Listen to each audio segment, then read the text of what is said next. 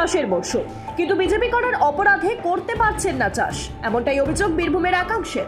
জানিয়ে সরব হয়েছেন বিজেপির বীরভূম সাংগঠনিক জেলার সভাপতি ধ্রুব সাহা।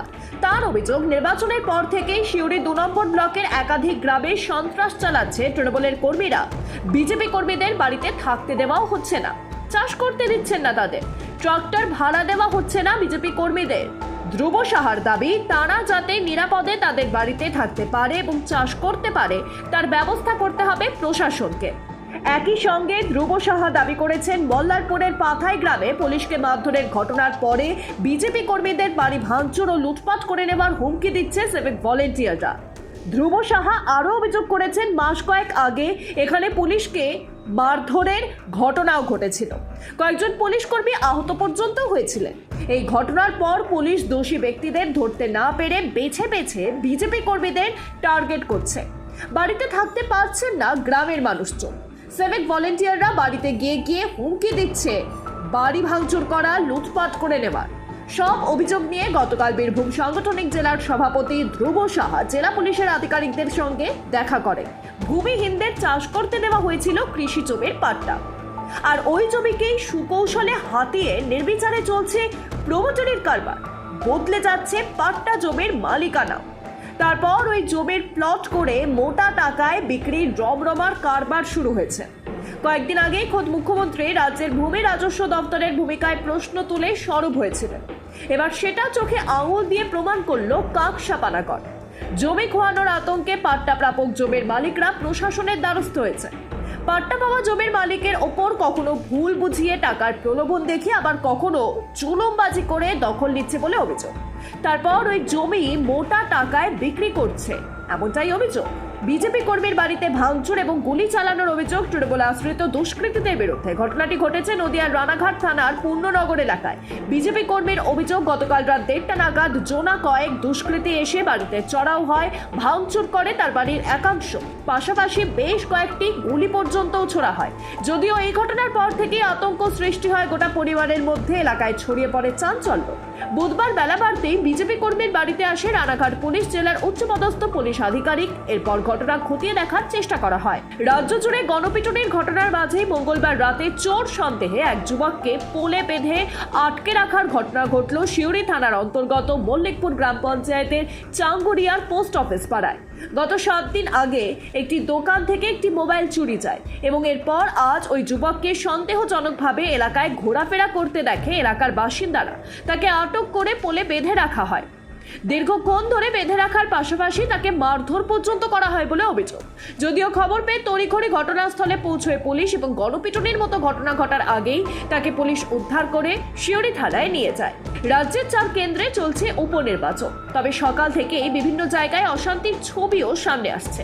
নদিয়ার রানাঘাট দক্ষিণ কেন্দ্রের বিজেপি এজেন্ট গৌতম বিশ্বাসের বাড়িতে চলে ভাঙচুর, দুষ্কৃতীদের বিরুদ্ধে অভিযোগ। এর আগে এক মহিলা এজেন্টের বাড়িতেও হামলার অভিযোগ উঠেছে দুষ্কৃতীদের বিরুদ্ধে। তারপরে উকিলনাড়া মিস্ত্রিপাড়া এলাকা থেকেও ওঠে একই অভিযোগ। স্থানীয়দের দাবি, মঙ্গলবার প্রায় 20 থেকে 25 জন লোক বিজেপি কর্মীদের বাড়িতে হামলা চালায়। এরপরে বিজেপির এজেন্ট গৌতম বিশ্বাসকে মারধর করা হয় বলে অভিযোগ। জানা যাচ্ছে, মুখে কাপড় বেঁধে লোহার রড নিয়ে অভিযুক্তরা সেখানে উপস্থিত হয়। এ নিয়ে বিজেপি এজেন্ট গৌতম বিশ্বাস তিনি বলেন, আমি বাড়িতে শুয়েছিলাম, সেই সময় ঘরের চালের উপর ইট বৃষ্টি শুরু হয়, আমার নাম ধরে চিৎকার করা পর্যন্ত হয়, গালিগালাজ হচ্ছিল। বাড়ি থেকে ডেকে এনে লোহার রড বাঁশ দিয়ে বেধড়ক মারধর করা হয়। তবে যারা এসেছিলেন তাদের চিনতে পারিনি। রায়গঞ্জ বিধানসভা উপনির্বাচনে তৃণমূলের গুন্ডা মস্তানরা বুথের ভিতর ঢুকে মস্তানি করছে। যে সমস্ত কাউন্সিলররা বিগত দিনে রায়গঞ্জে ভোট লুট করে জিতেছে, তারাই চাইছে রায়গঞ্জে এবার উপনির্বাচনে গুন্ডামি মস্তানি করে জিততে। ভোট যদি ঠিকঠাক ভাবে হয় তাহলে মানুষের রায় বিজেপির সঙ্গে রয়েছে। আজ উত্তর দিনাজপুর জেলার হেমতাবাদে এসে সাংবাদিকদের কাছে এমনই মন্তব্য করলেন বিজেপির রাজ্য সভাপতি তথ্য কেন্দ্রীয় মন্ত্রী সুকান্ত মজুমদার। ফের ইডির সমন পেলেন জ্যাকলিন ফার্নান্ডেজ।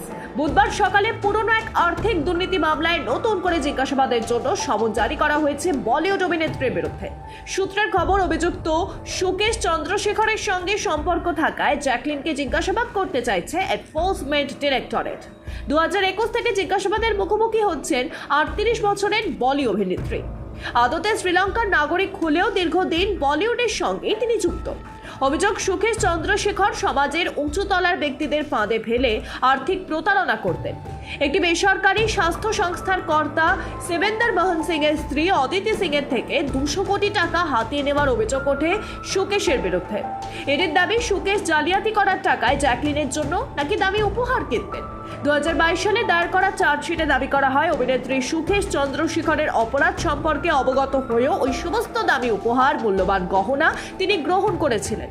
এ বিষয়ে ইতিমধ্যেই জ্যাকলিনকে 5 বার জিজ্ঞাসাবাদ করেছে ইডি। প্রতিবারই অভিনেত্রী দাবি করেছেন সুকেশের অপরাধ প্রবণতা সম্পর্কে তার নাকি কিছুই জানা ছিল না। রাজ্যের স্বাস্থ্য দপ্তরের দরপত্র পাইয়ে দেওয়ার নামে ব্যবসায়ীদের কাছ থেকে বেআইনিভাবে টাকা তুলেছিলেন এক যুবক।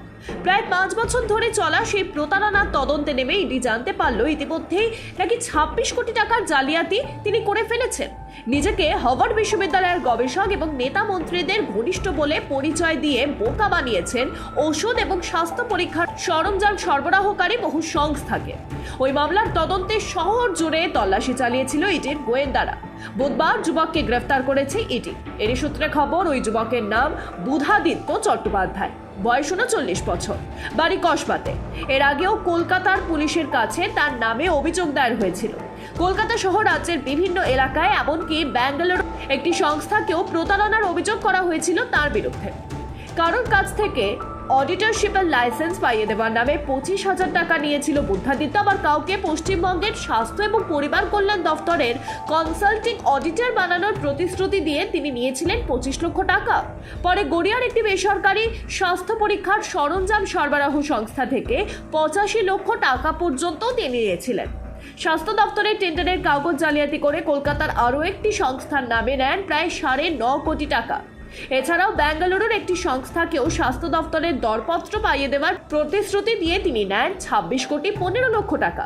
2019 সাল থেকেই বুধাদিত্য এভাবে একের পর এক সংস্থাকে বোকা বানিয়ে টাকা তুলেছিলেন বলে অভিযোগ। তবে তার বিরুদ্ধে প্রথম এফআইআর দায়ের হয় 2022 সালে। পুলিশে অভিযোগ দায়ের হওয়ার পর গত বছর মামলাটি হাতে নেয় ইডি। তল্লাশিও চালায় কলকাতা এবং কলকাতার বাইরে। তদন্তে তারা জানতে পারে বুধাদিত্য তার শিকারদের বোকা বানানোর আগে নিজের প্রভাবশালী ভাবমূর্তি তৈরি করতেন। নিজেকে হার্ভার্ড বিশ্ববিদ্যালয়ের গবেষক বলে তিনি পরিচয় দিতেন। রাজ্য সরকারের নেতা এবং মন্ত্রীদের কাছের লোকও তিনি বলতেন। তাদের সঙ্গে নাকি সুসম্পর্ক আছে তার, জানাশোনা রয়েছে স্বাস্থ্য দপ্তরেও। ওই পরিচয়ের জেরেই স্বাস্থ্য দপ্তরে বিভিন্ন পদে কাজ এবং বিভিন্ন হাসপাতালে স্বাস্থ্য পরীক্ষার সরঞ্জাম পাইয়ে দেওয়ার, বরাত পাইয়ে দেওয়ার প্রতিশ্রুতিও নাকি তিনি দিতেন। কিন্তু শেষ পর্যন্ত সেই প্রতারণা ধরা পড়ে যায় কসবার বিবি চ্যাটার্জি স্ট্রিটের একটি আবাসনের বাসিন্দা বুধাদিত্য। মঙ্গলবার ওই মামলার জিজ্ঞাসাবাদের জন্য তাকে সিজিও কমপ্লেক্সে ডেকে পাঠিয়েছিল ইডি। বুধবার তাকে গ্রেফতার করা হয়।